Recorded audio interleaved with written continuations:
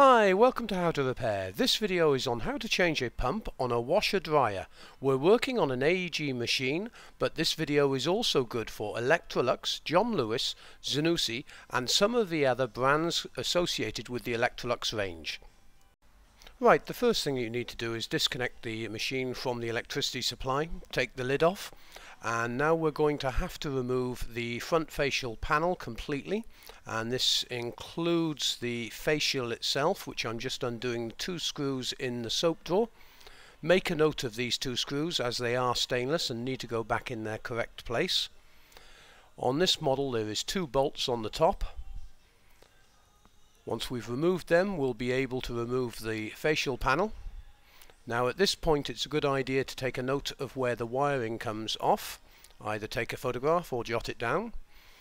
Now we have four bolts at the top and we have two holding the kick strip on at the bottom. The pump flap just locks in place, and by taking that off you'll expose these two bolts. Now sometimes these kick strips are awkward to come off, so I'm just going to quickly remove the pump filter, and there's a little clip that you can see that I've suppressed with the screwdriver. I'll show you how it works here, and just by suppressing that you'll actually get it off. Now there's four bolts here which need to be undone. Next thing we need to do is remove the band that holds the door seal to the main panel. It's just spring operated, so a flat blade screwdriver will take this off. Then just peel the door seal back. And the next thing that we need to do is take off the door lock. This is star drive. So just remove the two screws, and then all we have to do now is remove the bolts at the top. There's four on this model. They do vary between machine. Some of the machines have two, some have four. Now that the panel's off, we can actually expose the pump. And the pump is actually held on with two bolts, but they're also got Phillips slot in them, so you need to remove them. And then the pump sits on a rubber grommet to the right there you saw me lifting. Now these spring clips that hold some of the pipes in place, you might need to replace them with a Jubilee clip. This one won't be needing to be replaced because it's sprung loaded. Once you've got this off, we've got to remove the plastic pipe which actually joins the pump housing across to the circulation pump. Now sometimes this plastic pipe can be brittle, so do be careful with it because it can actually crack. Remove the electrics, and we'll just take this crossover pipe off completely, just so we don't do any damage to it. And they can be quite stiff. When fitting it back on, it's a good idea to use a little bit of fairy liquid. Now the pump itself, you can either buy the pump complete or you can buy the back half, which is just the motor unit. Now on this there is a little clip that you've got to lock over, and then the pump twists, and once you've twisted it, it can pull away. Now sometimes you would get elastic bands or hair clips wrapped around the pump where you might not need to replace the pump, but on other occasions the pump itself can burn out, so you will need to replace it. And it's that straightforward to replace. While I'm doing this, I'll just talk you through some features on the site. Firstly, you'll find some links above. There's a link to our YouTube channel. Please remember to subscribe to our channel, as that's what keeps us going and able to make these free videos for you. Also there's a link to Facebook, and there's a link at the top there which will take you through to the pump section on the website where you're able to purchase any pump you need for any Zanussi or Electrolux AEG and so on. And also when you visit the website there's a full tutorial guide on all washing machine, cooker, refrigeration, etc. repairs, so it's well worth marking it down to your favourites. Now you just saw me put a little bit of fairy liquid onto the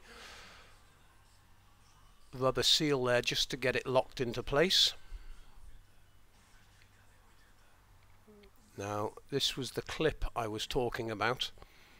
You can reuse them, but you do need to know how to lock them into place using a pair of pliers, or you could use a pair of grips. They just clip and lock, but you can always replace it with a Jubilee clip.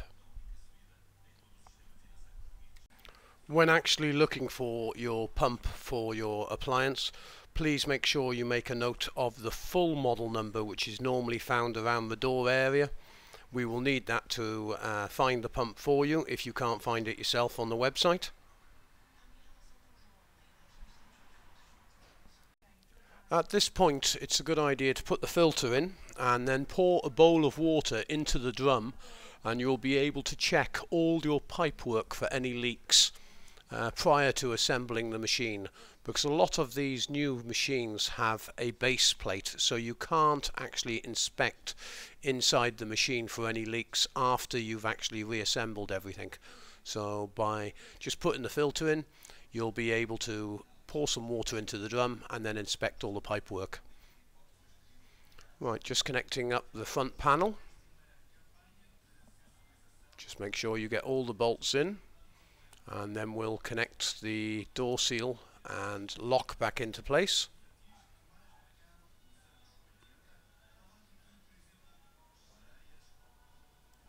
The only real tricky part about this is actually getting the door seal back over the panel, and once you've actually got the seal over the lip all the way around, you might need an extra set of hands if you haven't done this before, because every time you try to put the band on with the spring tensioner, sometimes it can pull the seal off.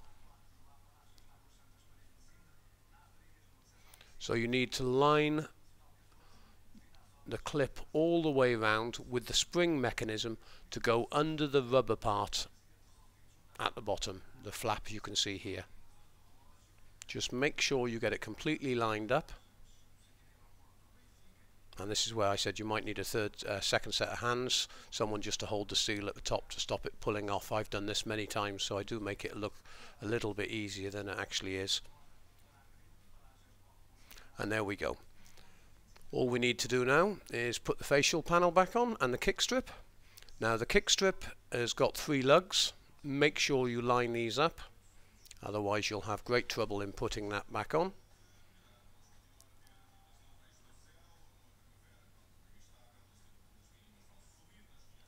And the pump flap just clips into place.